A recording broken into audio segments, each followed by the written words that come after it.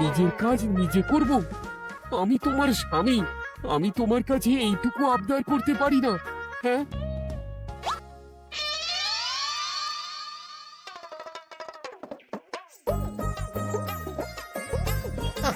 আজ গিন্নির সাথে বচসা করতে গিয়ে দেরি হয়ে গেল।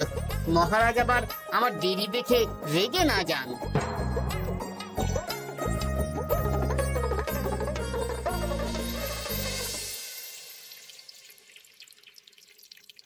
হ্যাঁ, তুমি কথাটা খুব একটা মন্দ বলনি মন্ত্রী। এতে রাজ্যবাসীরও উপকার হবে, আর রাজকোষেরও খুব একটা চাপ পড়বে না। তাহলে মহারাজ, সব ঘরে ঘরে এই বার্তা পৌঁছে দিই। কি এত বড় সাহস তোমার? আমার মুখে মুখে কথা বলছো? যাও, বেরিয়ে যাও বলছি আমার চোখের সামনে থেকে। তোমায় আর দেখতে চাই না। আমি আবার কি বললাম মহারাজ? কি বললে মানে? কি বলতে বাকি রাখলে শুনি? বলছিলাম কি, অপরাধ নেবেন না মহারাজ। সেনাপতি তো চুপ, একদম চুপ।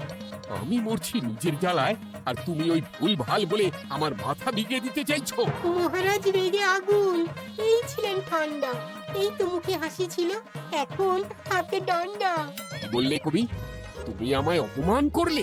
যাও, এক্ষুনি তোমরা সবাই দূর হয়ে যাও আমার সামনে থেকে। কাউকে চাই না আমি।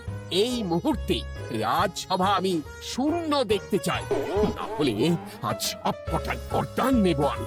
যাও বলছি।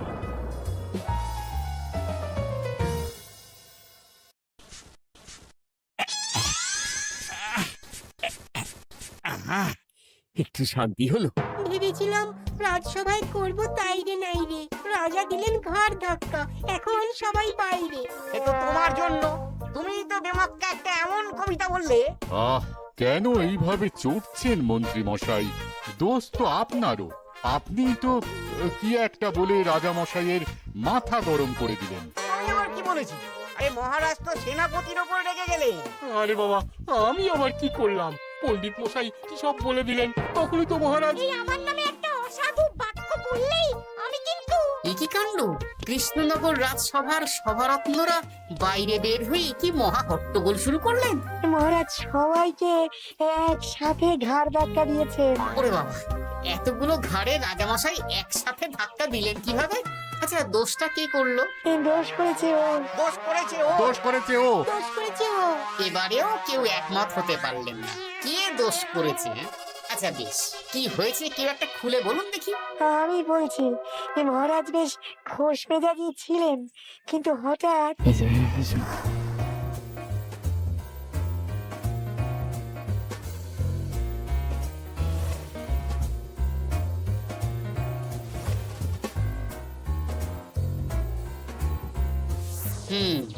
এই কাণ্ড! এ তো ভারী অদ্ভুত রোগ মনে হচ্ছে। মহারাজের আচমকা মাথায় রক্ত চড়ে গেল নাকি? মহারাজ আপনাদের রাজসভায় ডেকেছেন। ওরে বাবা না, যাবো না গো আমি।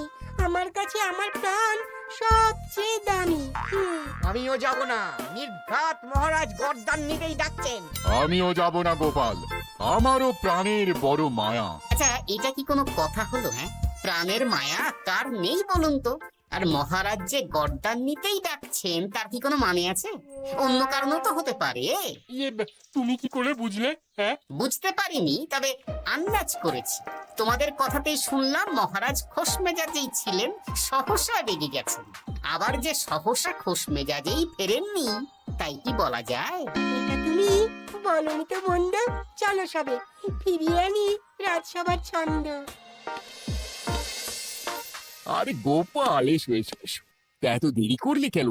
বাকিরা কোথায়? তারা আসছেন মহারাজ। আপনি তাদের ডেকেছেন, তাদের ঘাড়ে কটা মাথা যে তারা আসবেন না। কিন্তু মহারাজ, আমি অন্য কথা ভাবছি। কি কথা গোপাল?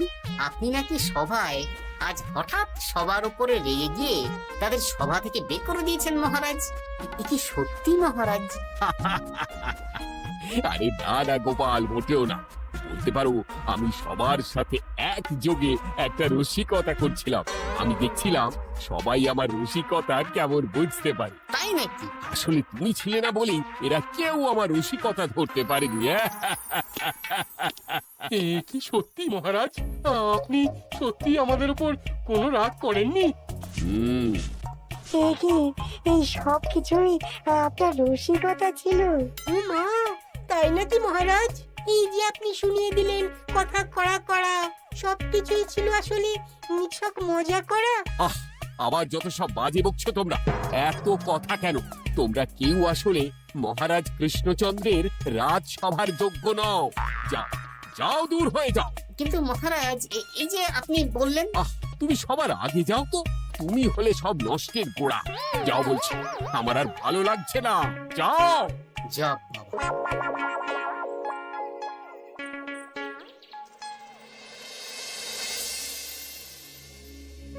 কি বুঝছেন? না না না, আমি তো সবই ঠিক দেখছি রানীমা। হ্যাঁ, এটা ঠিক যে নারীর গতি কিঞ্চিত চঞ্চল বটে, তবে তা তো হতেই পারে। বাকি সবটাই ঠিকই আছে। তাহলে এমন হচ্ছে কেন? মহারাজ এইভাবে যখন তখন রেগে যাচ্ছেন কেন? আজ শুনলাম আপনাদের সভা থেকে দুবার বের করে দিয়েছেন, আবার ফিরিয়ে এনেছেন। হুম হুম হুম আমি ওষুধ পাঠিয়ে দিচ্ছি, আর মহারাজের কিঞ্চিত বিশ্রামের দরকার। হ্যাঁ, তোমার মাথা আর আমার মুন্ডু। বলি, আমি বিশ্রাম নিলে রাজকার্যকে চালাবে শুনি তুমি, নাকি ওই অকর্মার ঢেকি মন্ত্রী? না মানে ওই আমি। যাও, আর আমার কথা বলতে ভালো লাগছে না। আমাকে একটু একা থাকতে দাও।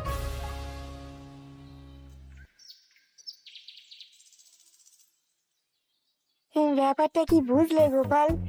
রাজবৈদ্য তো মহারাজকে দেখতে রাজবাড়িতে গেছেন। কি মনে হয়? গতকালও আমি যখন বাগানে গেলাম,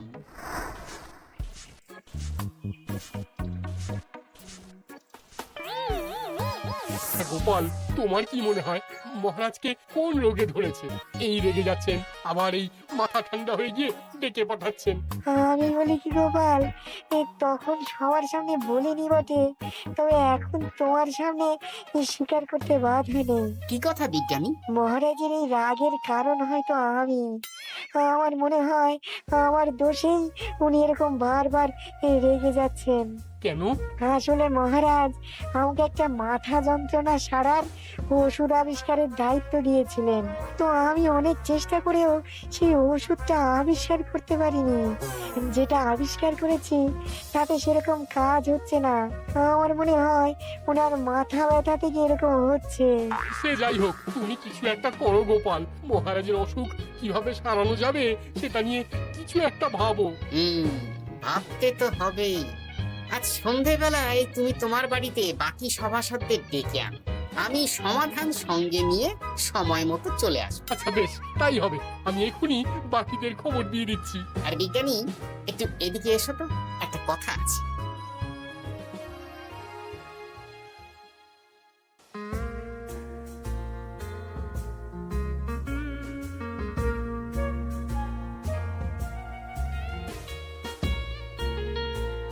গো, বলি এইভাবে ঘুরলে কি মহারাজের ব্যামো সেরে যাবে? তা সারবে না। আর যে এক কাজ করি, কিছুটা আলু আর ছোলা সেদ্ধ করেছি, তার সাথে নুন, লঙ্কার গুঁড়ো আর লেবু দিয়ে মেখে আলু কাবলি বানিয়ে দিই, কি বলো? হ্যাঁ, দাও দাও দাও, মন্দ হয় না। মহারাজের মন উচ্চাটন। তার কি কারণ? মাঝে মাঝে আসছেন আর মহারাজ রেগে আগুন হয়ে যাচ্ছেন, আবার যেই সে ব্যামো ঠিক হয়ে যাচ্ছে মহারাজ সেই আগের মতন।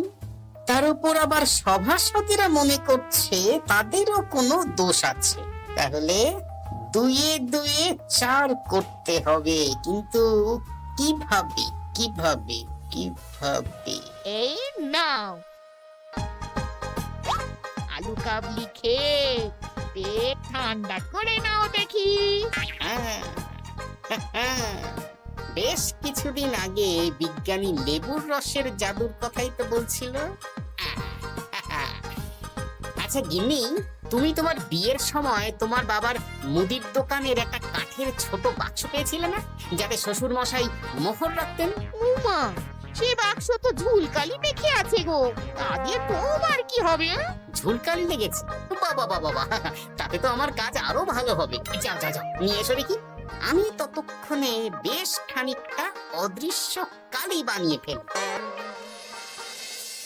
না না, আমি তো বলছি মহারাজের কোনো রোগ নেই, সামান্য উদ্বেগ ছাড়া আর কোনো সমস্যাই নেই মহারাজের। তাহলে মহারাজ আমাদের এই তুর্কি নাচন কেন নাচাচ্ছেন শুনি, মস্করা করে?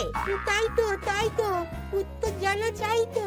আর এই যে এত জরুরি তলব পাঠিয়ে গোপাল আমাদের ডেকে পাঠালো, তার তো টিকিরও দেখা নেই। গোপাল কি করবে শুনি? যে রোগ আদপেই নেই সেই রোগ কিনা ওই গোপাল ছাড়াবে? আমার তো বিশ্বাসই হয় না। বিশ্বাসে মিলায় বস্তু, তর্কে বহু দূর, তাই না মন্ত্রী মশাই? পেলে গোপাল, মহারাজের রোগ সারাবার কোনো উপায় পেলে? আচ্ছা গোপাল, রাজবৈদ্য বলেছেন মহারাজের কোনোই অসুখ নেই, তা তুমি কি সারাবে শুনি? হ্যাঁ, রোগ হয়তো রাজবৈদ্য মশাই ধরতে পারেননি, কিন্তু কিছু তো আছেই যার জন্য মহারাজ এমন আচরণ করছেন, তাই না? তা তুমি বলো না মহারাজ এমন কেন করছেন, আর কি তার সমাধান? এক এক করে বলি। আমি ভেবে দেখলাম এর জন্য আমরাই দায়ী। বলো কি? আমরা সবাই কোনো না কোনো সময়ই মহারাজের রাগের কারণ হয়েছি, তাকে আঘাত দিয়েছি, বিষণ্ণ করেছি।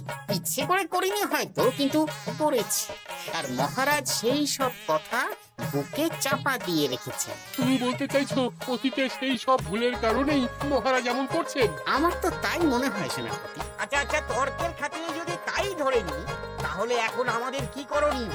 আমরা তো কাল যন্ত্রে চেপে অতীতে ফিরে যেতে পারবো না যে সেই সব ভুলগুলো শুধরে দেব। তা হয়তো হবে না, কিন্তু কিংকর্তব্য বিমূঢ় বাবার আদেশ যদি মানি, তাহলে এই সমস্যার সমাধান সম্ভব মন্ত্রী মশাই। কি বললে? ত্রিকালজ্ঞ বাবা কিংকর্তব্য বিমূঢ়, সে আবার কি গোপাল? আছেন একজন জ্ঞানী ব্যক্তি, আমার খুব পরিচিত। তার দেওয়া একটা উপদেশ আমার জানা আছে। আমার বিশ্বাস তাতে মহারাজের এই সমস্যার সমাধান হয়ে যাবে। কি করে শুনি? এই কালি হলো অদৃশ্য কালি। কলম দিয়ে অদৃশ্য কালিতে কাগজের উপর লিখতে হবে। কি লিখতে হবে? লিখতে হবে যে মহারাজের সাথে অতি সাম্প্রতিক কালে আমরা যা যা অন্যায় করেছি তাই লিখতে হবে। কোনো মিথ্যে কথা লেখা যাবে না। তবে চিন্তা নেই, অদৃশ্য কালি, ফলে কেউ কারো লেখা পড়তে পারবে না। এইবার এই কাগজ ভাঁজ করে ফেলে দিতে হবে এই বাক্সে। বাক্সে তালা, তার চাবি থাকবে মন্ত্রী মশাইয়ের কাছে। আবার আমার কাছে কেন? পরে যাতে কোনো সন্দেহ না করেন, যা সন্দেহ বাতিক মৌন আপনার। বললে এইবার এই বাক্স সারা রাত নদীর ধারে বটতলায় পড়ে থাকে, চাঁদের আলো পান করবে। তারপর সকালে আমরা সবার সামনে এই বাক্স ফেলে দেব নদীর জলে। সবার অন্যায় সারা রাত চাঁদের আলো পান করে শুদ্ধ হয়ে ভেসে যাবে নদীর জলে। ব্যাস, ব্যাস, আমরা সবাই পাপ মুক্ত হয়ে যাব। একদম সবাই শুদ্ধ হয়ে যাব, আর মহারাজের ব্যায়ামও সেরে যাবে। কিন্তু তুমি কোনো চালাকি করছো না তো গোপাল? অদৃশ্য কালিতে লেখার সাথে আমি আর কোন চালাকি করব মন্ত্রী মশাই? দেখুন, আমি একটা কাগজে লিখছি। কি কিছু বোঝা যাচ্ছে? সত্যি তো কিছু বোঝা যাচ্ছে না যে আদৌ কিছু লেখা হয়েছে কি হয়নি। তাহলে লেখা শুরু করা যাক। এক এক করে লিখুন আর কাগজ ভাঁজ করে বাক্সে ভরে দিন। আর হ্যাঁ, একদম মিথ্যে কথা লিখবেন না, তাহলে কিন্তু লেখাগুলো অদৃশ্য থাকবে না, ফুটে উঠবে। আচ্ছা গোপাল, বুঝেছি। কলম কালি মন, লেখে 3 জন। মিথ্যে কথা লিখে দিলেই ঘটবে অঘটন। আমি বাক্সটা নদীর পাড়ে সঠিক জায়গায় রেখে আসবো। তারপর কাল সকালে সবাই মিলে এই বাক্স ফেলে দেব নদীর জলে। ঠিক আছে?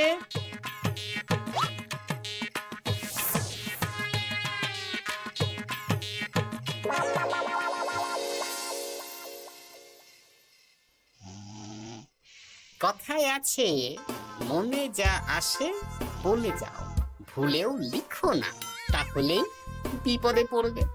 এদিকে কেমন সবাই নিজের নিজের দোষ লিখে বাক্সে ফেলে দিয়েছে। ভাগ্যিস আমি সবার লেখা কাগজগুলো রাতের অন্ধকারে বের করে আনলাম।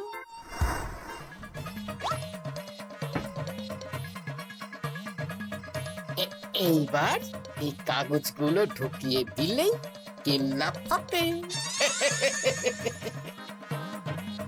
এখন সবার পাপের স্বীকারোক্তি আমার হাতের মুঠোয়।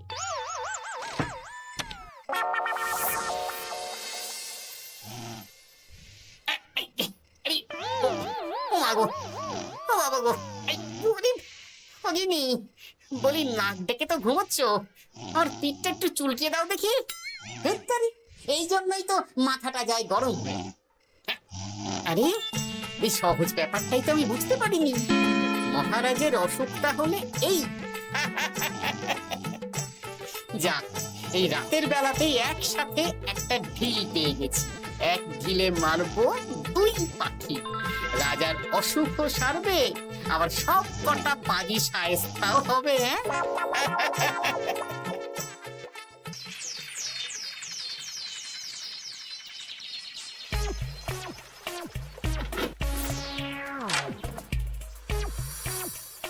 কি এইবার শান্তি হয়েছে তো মন্ত্রী মশাই? যেমন অদৃশ্য লেখা ছিল সেরকমই আছে তো? কিন্তু এতে কি মহারাজের রোগ সেরে যাবে? যাবে না মানে? মনে করুন সেরে গেছে।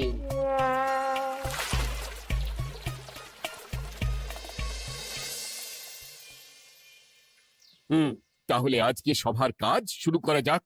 ক্ষমা করবেন মহারাজ, সবার কাজ শুরু করার আগে একটা দরকারি কাজ আগে করা দরকার।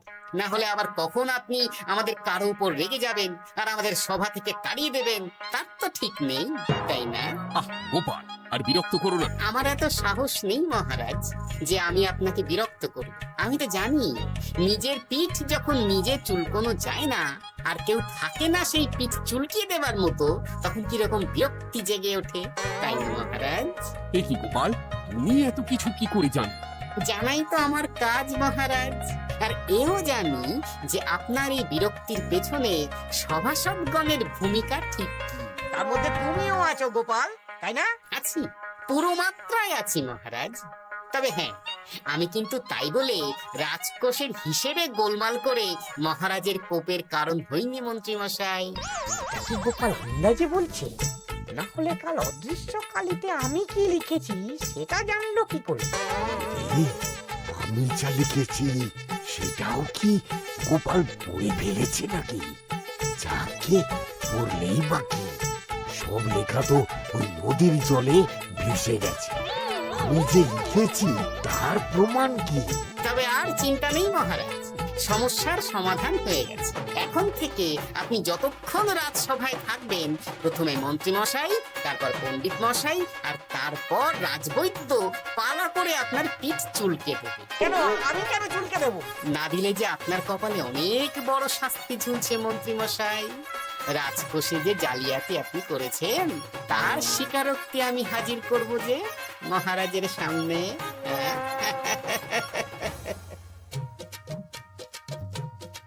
এই নিন মহারাজ, মন্ত্রী মশাইয়ের পাপের স্বীকারোক্তি। আপনি আগে মন্ত্রী মশাইয়ের লেখাটা পড়ুন, তারপর একে একে সকলের স্বীকারোক্তি দিচ্ছি। এ কি মন্ত্রী, তুমি রাজকোষ থেকে 500 মোহর চুরি করেছো, আর তার বদলে সেই হিসেব তুমি পুকুর পাড় বাঁধানোর খরচ হিসেবে দেখিয়েছো। এই সেরেছে, এটা ফুটে উঠলো কি করে? সে অনেক কাণ্ড মন্ত্রী মশাই, বাকিদের সবারটাই আছে, এত জেনে কাজ কি? না না, জানতে তো হবেই। তাহলে শুনুন, এই অদৃশ্য কালি আসলে লেবুর রস। গতকাল রাতে আমি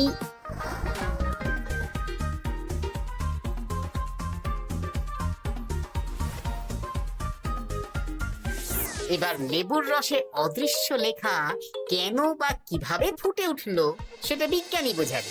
লেবুর রসে লেখা আগুনের তাপে ধরলে ফুটে ওঠে, কারণ লেবুর রসে থাকা অম্ল কাগজের সাথে থাকা শ্বেতসারের সাথে বিক্রিয়া করে, এবং তাপ পেলে সেই বিক্রিয়া দ্রুত হয়ে কাগজের শ্বেতসার রাসায়নিকভাবে পরিবর্তিত হয়ে গাঢ় রং ধারণ করে। অনেকদিন আগে বিজ্ঞানীর কাছে ব্যাপারটা জেনেছিলাম, আজ কাজে করে দেখালাম। এবার মন্ত্রী মশাই দেখুন, মহারাজের সেবা করা ভালো না তার বদলে চাবুক খাওয়া ভালো?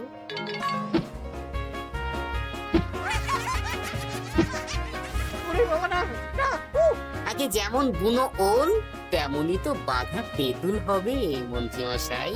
যা, রাজা মশাইয়ের মেজাজ আবার বিগড়ে যাওয়ার আগেই কাজ শুরু করে দিন ও বাকিদেরকে সেবা করার সুযোগ করে দিন।